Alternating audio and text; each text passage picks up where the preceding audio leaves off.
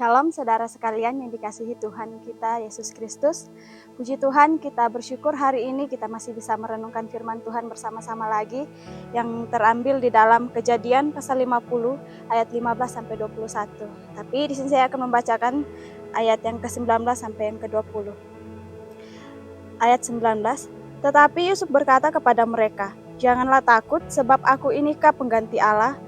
Memang kamu telah mereka-rekakan yang jahat terhadap aku, tetapi Allah telah mereka-rekakannya untuk kebaikan, dengan maksud melakukan seperti yang terjadi sekarang ini, yakni memelihara hidup suatu bangsa yang besar." Amin. Tema renungan kita hari ini adalah level up, not give up. Artinya kita harus semakin bertingkat, naik level ke tingkat yang lebih tinggi dan bukan menyerah. Nah, teman-teman di sini pasti pernah bermain game, baik itu online atau offline, mungkin yang saat ini sedang rame, Mobile Legends, PUBG, Free Fire, mungkin atau yang zaman-zaman dahulu ada yang CS atau main COC. Itu semua game-game yang dimainkan itu baik online ataupun yang offline, pasti ada tantangan-tantangan yang harus dijalankan, harus ada misi-misi yang harus dijalankan. Nah, semakin naik tingkat kita atau semakin tinggi level yang akan kita alami, maka kesulitan atau tantangan yang kita alami pun akan semakin sulit atau semakin berat. Demikian juga halnya dalam kehidupan kita sebagai orang Kristen, sebagai orang percaya.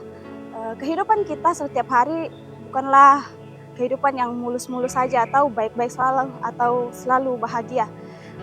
Tapi kita pasti akan menghadapi yang namanya kesukaran, kesulitan dalam kehidupan kita. Nah, untuk itu kita perlu belajar setiap hari agar kita bisa melakukan atau menyelesaikan setiap level-level yang akan kita hadapi ke depannya.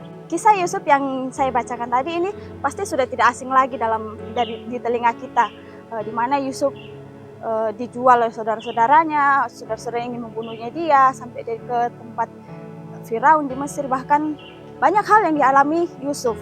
Tetapi di sini Yusuf bukannya semakin menyerah, bukannya merasa, aduh aku banyak tantangan yang aku alami, banyak hal yang membuat aku gak sanggup. Dia gak melihat itu, tetapi dia semakin percaya kepada Tuhan, dia semakin berpegang kepada Tuhan, tidak menurunkan imannya, tetapi imannya tetap teguh di dalam Tuhan, sehingga dia mampu melakukan atau melewati tantangan-tantangan yang dia hadapi dalam kehidupannya. Nah, lalu bagaimana caranya supaya kita bisa naik level?